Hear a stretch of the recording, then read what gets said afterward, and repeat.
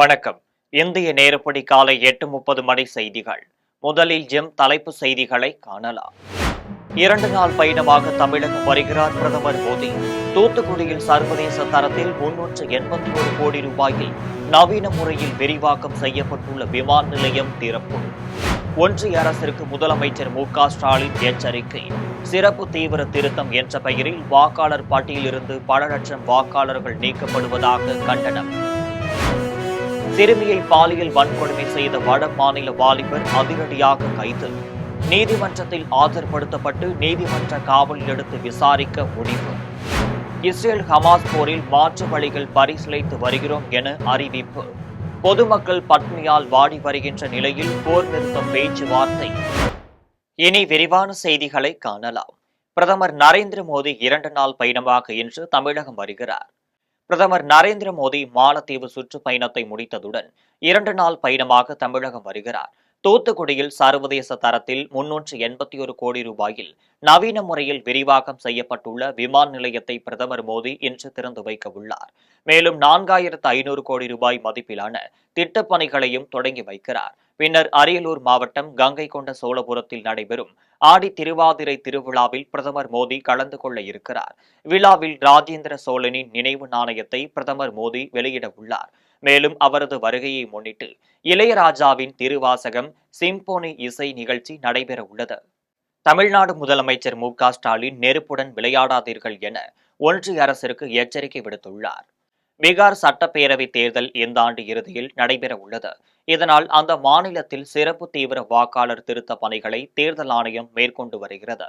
இந்த நிலையில் சிறப்பு தீவிர திருத்தம் என்ற பெயரில் வாக்காளர் பட்டியலிருந்து பல லட்சம் வாக்காளர்களை நீக்கப்படுவதாக தமிழ்நாடு முதல்வர் மு.க.ஸ்டாலின் கடும் கண்டனம் தெரிவித்துள்ளார். இது சீர்திருத்தம் அல்ல, தேர்தல் முடிவுகளை திட்டமிட்டபடி வடிவமைக்கும் தில்லுமுள்ளுக்கு நடவடிக்கையாகும்.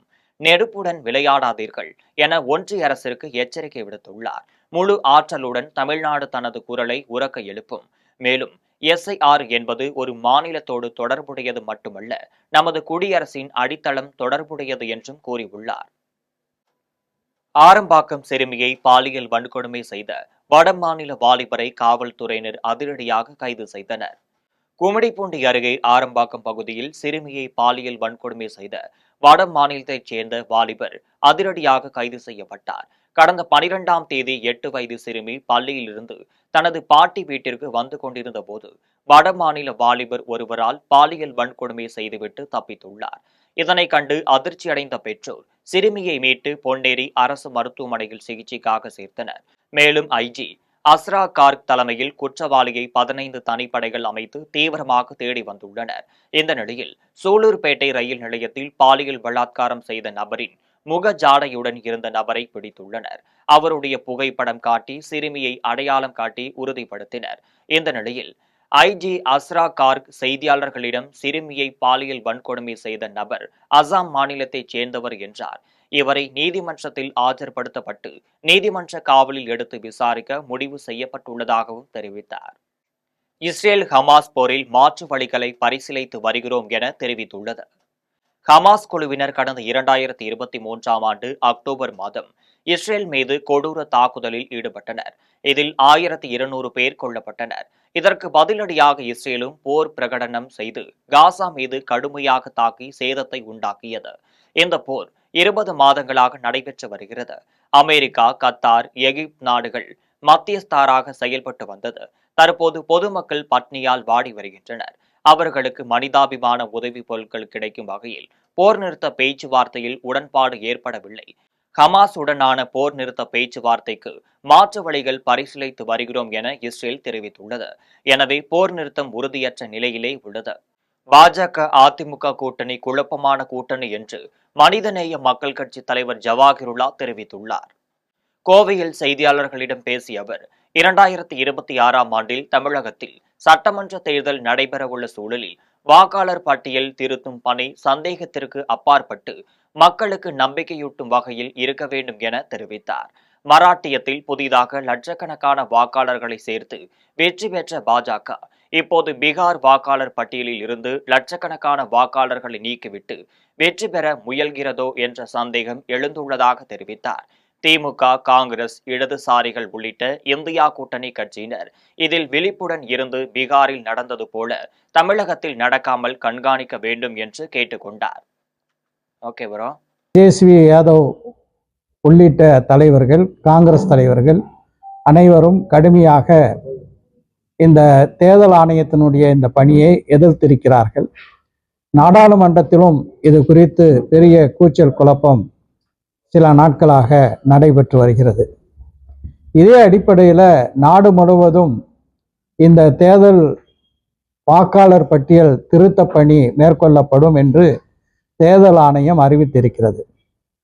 இதில் ஆட்சேபகரமான விஷயம் என்னவென்றால், பல்வேறு வகையான ஆவணங்களை இந்த சுருக்க திருத்தத்திற்கு கேட்கின்றார்கள். இது ஒரு வகையில் நேஷனல் பாப்புலேஷன் ரெஜிஸ்டர் என்பிஆர், அதே போல national register of citizens NRC, இவற்றை மறைமுகமாக ஒன்றிய பாஜக அரசு கொண்டு வர இந்த தேர்தல் ஆணையத்தை கையில் எடுத்துக்கொண்டு இந்த பணியை செய்கின்றதோ என்ற அச்சம் மக்களுக்கு மத்தியிலே நிலவுகிறது. மயிலாடுதுறையில் பாமக நிறுவனர் ராமதாஸ் பிறந்தநாள் விழாவில் பிரசன்ன மாரியம்மன் கோவிலில் அவரது பெயரில் அர்ச்சனை செய்து பக்தர்களுக்கு அன்னதானம் வழங்கியும் பாமகவினர் கொண்டாடி உள்ளனர். மயிலாடுதுறை மாவட்டத்தின் பல்வேறு பகுதிகளில் பசுமை தாயகம் நாள் விழா, பாமக நிறுவனர் ராமதாஸ் பிறந்தநாள் விழா ஆகியன கொண்டாடப்பட்டனர். பாமக மாவட்ட செயலாளர் பாக்கம் சக்திவேல் தலைமையில் மயிலாடுதுறை வண்டிகார தெரு பிரசன்ன மாரியம்மன் கோவிலில் சிறப்பு அபிஷேகம் செய்தும் ராமதாஸ் பெயரில் அர்ச்சனை செய்தும் சிறப்பு வழிபாடு மேற்கொண்டனர். அதனைத் தொடர்ந்து கோவிலில் உள்ள பக்தர்களுக்கு அன்னதானம் வழங்கினர். இதில் மாநில வன்னியர் சங்க செயலாளர் தங்க ஐயாசாமி, மாநில செயற்குழு உறுப்பினர் ஜெயராமன், மகளிர் சங்க மாநில செயலாளர் தேவி, வன்னியர் சங்க மாவட்ட செயலாளர் செம்மங்குடி முத்து, முன்னாள் மாவட்ட செயலாளர் ராஜ்குமார், மகளிர் அணி மாவட்ட செயலாளர் ரேவதி ஆகியோர் கலந்து கொண்டு வழிபாடு செய்தனர். சேலம் மாவட்டம் ஆத்தூர் அருகே முத்துமலை முருகன் கோவிலில் பாமக நிறுவனர் ராமதாஸ் பிறந்தநாளையொட்டி சிறப்பு பூஜை நடத்தி பக்தர்களுக்கு அன்னதானம் வழங்கப்பட்டது. ஆத்தூர் அருகே உள்ள ஏத்தாப்பூரில் முத்துமலை முருகன் கோவில் உள்ளது. இக்கோவிலில் உலகிலேயே மிக உயரமான 146 அடி உயரம் கொண்ட முருகன் சிலை உள்ளது. பாட்டாளி மக்கள் கட்சியின் சேலம் கிழக்கு மாவட்ட செயலாளர் நடராஜன் தலைமையில் பாமகவினர் முத்துமலை முருகன் கோவிலில் ராமதாஸ் பிறந்தநாளையொட்டி சிறப்பு பூஜை செய்தனர். தொடர்ந்து பக்தர்களுக்கு அன்னதானமும் வழங்கப்பட்டது. இந்த நிகழ்வில் பாமக நிர்வாகிகள், மகளிர் அணி நிர்வாகிகள் பலர் கலந்து கொண்டனர். இன்று நாள் பசுமை தாயக நாள். சமூக நீதி போராளி மக்கள் காவலர் மருத்துவர் ஐயா அவர்களுடைய பிறந்த நாள். இன்றைக்கு நம்ம முத்துமலை முருகன் கோவிலில் சிறப்பு அபிஷேகம் செய்து மருத்துவர் ஐயா 100 ஆண்டுகளுக்கு மேல் நல்ல வளமோடும் நலமோடும் வாழ வேண்டும்.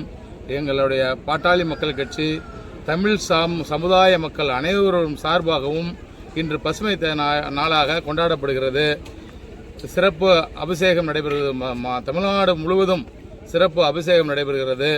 அன்னதானம் நடைபெறுகிறது. மரக்கன்று நடுகிறார்கள். ஏழை எளியோர் குழந்தைகளுக்கெல்லாம் சிறப்பு நல திட்டங்கள்லாம் செய்து வருகிறார்கள். பாட்டாளி மக்கள் கட்சியினரும், வன்னியர் சங்கத்தினரும், பொதுமக்களும் மருத்துவர் ஐயா 100 ஆண்டுகளுக்கு மேல் நலமோடும் வளமோடும் வாழ வேண்டும் என்று எல்லாம் வல்ல இறைவனையும் பிரார்த்திக்கிறோம். திருவள்ளூர் மாவட்டம் பூவிருந்தவள்ளியில் உள்ள அறிவுசார் குறைபாடு குழந்தைகள் இல்லத்தில் பயிலும் குழந்தைகளுக்கு காண்போம் கற்போம் திட்டத்தில் கிண்டி சிறுவர் பூங்கா மற்றும் பாம்புகள் பண்ணைக்கு அழைத்து சென்று காண்பிக்கப்பட்டது.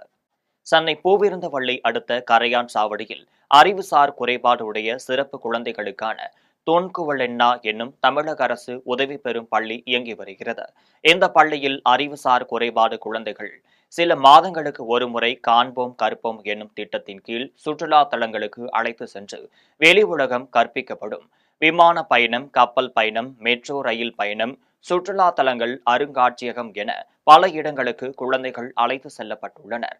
அந்த வகையில் சென்னை கிண்டியில் உள்ள சிறுவர் பூங்கா மற்றும் பாம்பு பண்ணைக்கு அப்துல் கலாம் ஸ்ரீம் அறக்கட்டளை சார்பில் அதன் நிறுவனர் உதயகுமார் ஏற்பாட்டில் இந்த முறை குழந்தைகள் அனைவரையும் அழைத்து செல்லப்பட்டனர். அங்கே விலங்குகள் மற்றும் பாம்புகள் உள்ளிட்டவற்றை குழந்தைகள் அனைவரும் ஆர்வத்துடன் கண்டு நெகிழ்ச்சி அடைந்தனர். சிறப்பு குழந்தைகளுக்கு பாட புத்தகங்கள் வழியாக கற்பிக்கும் அதே வேளையில் காட்சிகளாக காண்பிக்க வேண்டும் என்றும் பல்வேறு இடங்களுக்கும் அழைத்து செல்வதாக பள்ளி நிர்வாகத்தினர் தெரிவித்தனர். அனைவருக்கும் வணக்கம். இன்று பார்த்தீங்கன்னா தொன்கோனெல்லா, அதாவது பூந்தமல்லியில் இருக்கிற தொன்கோனெல்லா சிறப்பு பள்ளி மாணவ மாணவிகளை, அறிவுசார் குறைபாடுடைய மாணவ மாணவிகளை வெளி உலகத்துக்கு இவங்களும் போகணும், நிறைய இவங்களும் வந்து பார்க்கணும், அவங்க சுற்றி பார்க்கணும், நிறைய ஆசைகள்லாம் இருக்கும். அந்த வகையில் ஒவ்வொரு மாதமும் ஒவ்வொரு இடத்துக்கு கூட்டு போயிட்டுருக்காங்க இந்த தொன்கோனெல்லா சிறப்பு பள்ளியிலேருந்து. இந்த மாதம் வந்து பார்த்திங்கன்னா காண்போம் கற்போம் இந்த நிகழ்ச்சிக்காக கிண்டி சிறுவர் பூங்காவுக்கு 110 மாணவர்களை doctor APJ Abdul Kalam dream trust சார்பாக வந்து கூட்டிகிட்டு போயிட்டுருக்கோம். ஸோ மாணவர்கள் மிகுந்த மகிழ்ச்சியாக இருக்காங்க போகிறதுக்காக, அங்கே சுற்றி பார்க்குறதுக்காக. இவங்க வந்து அங்கே பார்க்கும்போது, இங்கே இன்வால்வ் ஆகும்போது அவங்களுடைய மகிழ்ச்சிக்கு அளவே இல்லை. ஸோ முடிஞ்ச வரைக்கும் அனைவரும் இதில் பங்கேற்கணும் அப்படின்னு சொல்லி கேட்டுக்கிறேன். நன்றி, வணக்கம். என் பேர் உதயகுமார், நான் நிறுவனர். வேலூர் மாவட்டம் குடியாத்தம் நகராட்சியின் ஒப்பந்த குழு உறுப்பினராக சவுந்தர் என்பவரை தேர்வு செய்துள்ளதாக ஆணையர் மங்கையகரசன் அறிவித்துள்ளார். குடியாத்தம் நகராட்சியின் ஒப்பந்த குழு உறுப்பினராக இருந்த 12வது வார்டு கவுன்சிலர் விஜயன் மறைந்தார். இதனால் அப்பதவிக்கான தேர்தல் மன்ற அலுவலகத்தில் நடைபெற்றது. இதில் 9வது வார்டு கவுன்சிலர் சவுந்தர் ஒப்பந்த குழு உறுப்பினராக தேர்வு செய்யப்பட்டுள்ளதாக அறிவித்தனர். இதனைத் தொடர்ந்து அதற்கான ஆணை மற்றும் பதவி பிரமாணத்தினை தேர்தல் அலுவலரும் நகராட்சி ஆணையாளருமான மங்கையகரசன் செய்து வைத்தார். இதில் நகராட்சி துணைத் தலைவர் பூங்கொடி மற்றும் நகரமன்ற உறுப்பினர்கள் கலந்து கொண்டனர். கடலூர் மாவட்டம் பண்ருட்டி அருகே அரசு மருத்துவர் வீட்டில் 120 பவுன் தங்க நகைகள், 10 லட்சம் ரூபாய் ஆகியவற்றை கொள்ளையடித்திருப்பது பரபரப்பை ஏற்படுத்தியுள்ளது. பண்ருட்டியை அடுத்துள்ள புதுப்பிள்ளையார் குப்பத்தைச் சேர்ந்த காசிலிங்கம் என்பவரின் மகன் ராஜா முண்டியம்பாக்கம் அரசு மருத்துவமனையில் மருத்துவராக பணியாற்றி வருகிறார். இந்த நிலையில் இவரது வீட்டின் முன்பக்க கதவை உடைத்து நுழைந்த கொள்ளையர்கள் வீட்டிலிருந்த 120 பவுன் தங்க நகைகள், 10 லட்சம் ரூபாய் ஆகியவற்றை கொள்ளையடித்து சென்றுள்ளனர். இதுகுறித்து மருத்துவர் ராஜா காடாம்புளியூர் காவல் நிலையத்தில் புகார் அளித்தார். புகாரின் அடிப்படையில் வழக்கு பதிந்து பண்ருட்டி காவல் துணை கண்காணிப்பாளர் ராஜா தலைமையிலான காவல்துறையினர் நிகழ்விடத்தில் விசாரணை மேற்கொண்டனர். மாவட்ட காவல் கண்காணிப்பாளர் ஜெயக்குமாரும் நேரடியாக விசாரணை மேற்கொண்டார். கொள்ளை நடந்த வீட்டில் மோப்பநாய் உதவியுடன் கைரேகை நிபுணர்களும் சோதனை நடத்தினர். சேலம் மாவட்டம் ஆத்தூர் அருகே அரசு கலைக் கல்லூரியில் போதிய அடிப்படை வசதிகள் செய்ய கோரி இந்திய மாணவர் சங்கம் சார்பில் மாணவர்கள் ஆர்ப்பாட்டத்தில் ஈடுபட்டனர். ஆத்தூர் அருகே காட்டுக்கோட்டையில் அரசு கலைக் கல்லூரி உள்ளது. இந்த கல்லூரியில் 3000க்கும் மேற்பட்ட மாணவ மாணவிகள் கல்வி பயின்று வருகின்றனர். இந்த நிலையில் அங்கு மாணவர்களுக்கு தேவையான குடிநீர் வசதி இல்லை என்றும் கழிப்பிட வசதி இல்லை என்றும் கூறப்படுகிறது. இந்த வசதிகளை உடனடியாக செய்து தர கோரி இந்திய மாணவர் சங்கத்தின் மாவட்ட துணை செயலாளர் பெரியசாமி தலைமையில் நடைபெற்ற ஆர்ப்பாட்டத்தில் மாவட்ட தலைவர் டார்வின் உள்ளிட்டோர் கலந்து கொண்டனர். திருவள்ளூர் மாவட்டம் போவிருந்தவள்ளியில் தனியார் ஆலையில் தொழிலாளர்கள் ஊதிய உயர்வு, அடிப்படை வசதிகள் கோரி போராட்டத்தில் ஈடுபட்டனர். போவிருந்தவள்ளியில் உள்ள தனியார் தொழிற்சாலையின் தொழிலாளர்கள் 50க்கும் மேற்பட்டோர் ஊதிய உயர்வு, அடிப்படை வசதிகள் செய்து தர வலியுறுத்தி 2 நாட்களாக பணியை புறக்கணித்து போராட்டத்தில் ஈடுபட்டனர். கோரிக்கையை நிறைவேறும் வரை போராட்டத்தில் ஈடுபட போவதாக ஊழியர்கள் அறிவித்தனர். நசரத்பேட்டை காவல்துறையினர் தொழிலாளர்களுடன் பேச்சுவார்த்தை நடத்தினர். சார், நாங்கள் இங்கே திருவள்ளூர் மாவட்டம் பூந்தமல்லியில் இருக்க சிஎம்டின்ற கம்பெனியில் ஒர்க் பண்ணிகிட்டு இருக்கோம். இந்த கம்பெனியில் பார்த்தீங்கன்னா நாங்கள் 8 வருஷமாக ஒர்க் பண்ணிட்டு இருக்கோம். 8 வருஷமாக ஒர்க் பண்ணி அதாவது ஒரு இதுவரையும் இந்த ஒரு பிரச்சனை எதுவுமே வந்ததில்லை. லாஸ்ட்டாக ஒரு 6 மாதமாக ஒரு பிரச்சனையாக இருக்குது. எங்களுக்கு வந்து சேலரி கொடுக்கலன்னு நாங்கள் கேட்டோம். சேலரி கொடுக்கல, இன்க்ரிமெண்ட் பண்ணல அப்படின்னு நாங்கள் கேட்டதுக்கு, இல்லை இன்க்ரிமெண்ட் வந்து நாங்கள் தரலாம் மாட்டோம், இஷ்டம் தான் வேலை செய்யுங்க, எல்லாம் வேலையை விட்டு வெளியே போங்க அப்படின்ற மாதிரி மேனேஜ்மெண்ட் சைட்லேருந்து சொன்னாங்க. நாங்கள் வந்து அதுக்கப்புறம் போராட்டமாக ஒரு ஸ்ட்ரைக் மாதிரி சின்ன இதுவாக பண்ணோம், கம்பெனி உள்ளே பண்ணோம். பண்ணதுக்கு அப்புறமா வந்து சரி ஓகே நாங்கள் பண்ணுறோம், உங்களுக்கு வந்து 2000 ரூபாய் இன்க்ரிமெண்ட் போடுறோம் அப்படின்ற மாதிரி சொல்லியிருந்தாங்க. நெக்ஸ்ட் மந்த்து பார்த்தீங்கன்னா அந்த இன்க்ரிமெண்ட்டும் போடலை. இன்க்ரிமெண்ட்டை போட ஏன் போடலைன்னு கேட்டால் நான் போடுறேன் சொல்லிட்டு அப்போ ஒரு 2 நாள் கழிச்சு மறுபடியும் அந்த மாதிரி போராட்டம் பண்ணதுக்கப்புறமா அந்த இன்க்ரிமெண்ட்டை போட்டாங்க. இதுமாதிரி இன்க்ரிமெண்ட் போட்டுட்டு மறுபடியும் வந்து நாங்கள் சொல்லிட்டு அன்றைக்கி ஒரு லிஸ்ட்டுமே போட்டு வாங்கிட்டோம். கோவை கருமத்தப்பட்டியில் யூபிஎஸ்சி தேர்வு எழுத ஆர்வமுள்ள மாணவர்களுக்கு பயிற்சி அளிக்க JMCA என்னும் கோச்சிங் அகாடமி தொடங்கப்பட்டுள்ளது. தமிழகத்தில் யூபிஎஸ்சி தேர்வு எழுத அதிகமானோர் ஆர்வம் காட்டி வருகின்றனர். கோவை போன்ற பெருநகரங்களில் இருப்பவர்களுக்கும் மத்திய அரசு பணியாளர் தேர்வாணையத்தின் குடிமை பணிகள் தேர்வுக்காக பயிற்சி பெற ஏராளமான பயிற்சி மையங்கள் செயல்பட்டு வருகின்றனர். இந்த நிலையில் புறநகர் பகுதியில் வசிப்பவர்களை தயார்படுத்தும் வகையில் கோவை அடுத்த கருமத்தப்பட்டியில் JMCA என்னும் பயிற்சி மையம் தொடங்கப்பட்டுள்ளது. இதன் தொடக்க விழா அகாடமியின் தலைவர் JC தாமஸ் மற்றும் தலைமை செயல் அதிகாரி விக்டர் ஜார்ஜ் ஆகியோர் தலைமையில் நடைபெற்றது. இதில் சிறப்பு விருந்தினராக மூத்த சபை ஒருங்கிணைப்பாளர் வின்செட் கலந்து கொண்டு அகாடமியை திறந்து வைத்தார். இங்கு திறமையான ஆசிரியர்களை கொண்டு மாணவர்களுக்கு தேவையான சிறந்த பயிற்சி அளிக்கப்படும் என்றும் அகாடமியின் தலைவரும் தலைமை செயல் அதிகாரியும் தெரிவித்தனர். என்னுடைய பெயர் ஜெஸ்ஸி. நாங்கள் கருமத்தம்பட்டியில் ஜெசிமிஸ் கோச்சிங் அகாடமி அப்படின்ற ஒரு அகாடமி ஸ்டார்ட் பண்ணியிருக்கோம். இதனோட முக்கிய கருத்து என்ன அப்படின்னா, யூபிஎஸ்சி ஆண்டர்பிரினர்ஷிப் ட்ரைனிங் மற்ற ஒரு நல்ல வழிகாட்டியாக இருக்கணும் அப்படின்றதுக்காக கருமத்தம்பட்டியில் முதன் முறையாக நாங்கள் ஸ்டார்ட் பண்ணியிருக்கோம். ஒரு விதை பூமியில் போட்டுட்டோம் அப்படின்னா அது தன்னால் முளைச்சி செடியாக மரமாகி காற்று கனி கொடுத்து விடாது. ஆனால் அதே மாதிரி தான் பேரண்ட்ஸ் படிக்க வைக்கிறோம், குழந்தைங்கள படிக்க வச்சுட்டா போதும் அப்படின்ற ஒரு எண்ணத்தோடு இருக்காங்க. ஆனால் அந்த குழந்தைங்களுக்கு சிறந்த வழிகாட்டியாக நாங்கள் இருப்போம் அப்படின்றத பேரண்ட்ஸுக்கு நாங்கள் சொல்லிக்கிறோம். புதுச்சேரி கோவிந்தன்பேட்டை சபரிவாசன் ஆலயத்தில் ஆடி மாத அமாவாசையொட்டி 108 பால்குட ஊர்வலம் நடைபெற்றது.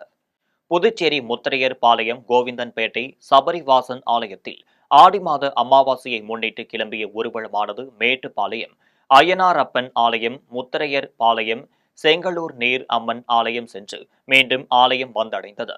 தொடர்ந்து ஆலயத்தில் அமைந்துள்ள ஐயப்பன், சிவன், ஆஞ்சநேயர் உள்ளிட்ட சுவாமிகளுக்கும் அபிஷேகம் நடைபெற்றது. இதற்கான ஏற்பாடுகளை ஆலய தலைமை குருக்கள் அர்ஜுனன் சுவாமிகள் மற்றும் ஆலய நிர்வாகிகள் செய்திருந்தனர். மேல்மலையனூர் அங்காளம்மன் ஆடி மாத அமாவாசையொட்டி ஊஞ்சல் உற்சவத்தில் லட்சக்கணக்கான பக்தர்கள் கலந்து கொண்டு அம்மனை தரிசித்தனர். விழுப்புரம் மாவட்டம் மேல்மலையனூர் அங்காளம்மன் கோவிலில் ஆடி மாத அமாவாசையை முன்னிட்டு அதிகாலை அங்காளம்மனுக்கு பால், தயிர், பன்னீர் ஆகியவற்றால் அபிஷேகம் செய்தனர். அங்காளம்மனுக்கு தங்க கவசம் அணிவித்து பலவிதமான மலர்களால் அலங்கரிக்கப்பட்டது. இரவு 11 மணி அளவில் அம்மன் ஊஞ்சல் மண்டபத்தில் எழுந்தருளி பக்தர்களுக்கு காட்சியளித்தார். அதனைத் தொடர்ந்து கோவில் பூசாரிகள் தாலாட்டு பாடல்கள் பாடிய போது பக்தர்கள் கையில் தீபம் ஏந்தி வழிபட்டனர். இதில் தமிழகத்தின் பல்வேறு மாவட்டங்களைச் சேர்ந்த பக்தர்களும் ஆந்திரா, கர்நாடக மாநிலங்களைச் சேர்ந்த பக்தர்களும் கலந்து கொண்டு சுவாமி தரிசனம் செய்தனர். மீண்டும் ஜெம் தலைப்பு செய்திகள். 2 நாள் பயணமாக தமிழகம் வருகிறார் பிரதமர் மோடி. தூத்துக்குடியில் சர்வதேச தரத்தில் 381 கோடி ரூபாயில் நவீன முறையில் விரிவாக்கம் செய்யப்பட்டுள்ள விமான நிலையம் திறப்பு. ஒன்றிய அரசிற்கு முதலமைச்சர் மு.க. ஸ்டாலின் எச்சரிக்கை. சிறப்பு தீவிர திருத்தம் என்ற பெயரில் வாக்காளர் பட்டியலிருந்து பல லட்சம் வாக்காளர்கள் நீக்கப்படுவதாக கண்டனம். சிறுமியை பாலியல் வன்கொடுமை செய்த வட மாநில வாலிபர் அதிரடியாக கைது. நீதிமன்றத்தில் ஆஜர்படுத்தப்பட்டு நீதிமன்ற காவலில் எடுத்து விசாரிக்க முடிவு. இஸ்ரேல் ஹமாஸ் போரில் மாற்று வழிகள் பரிசீலித்து வருகிறோம் என அறிவிப்பு. பொதுமக்கள் பட்னியால் வாடி வருகின்ற நிலையில் போர் நிறுத்தம் பேச்சுவார்த்தை. இத்துடன் ஜெம் செய்திகள் நிறைவடைகின்றன. மீண்டும் ஜெம் செய்திகள் மதியம் 1:30 மணிக்கு. உடனுக்குடன் செய்திகளை காண gemlive.tv என்ற இணையதளத்தில் இணைந்திருங்கள். நன்றி, வணக்கம்.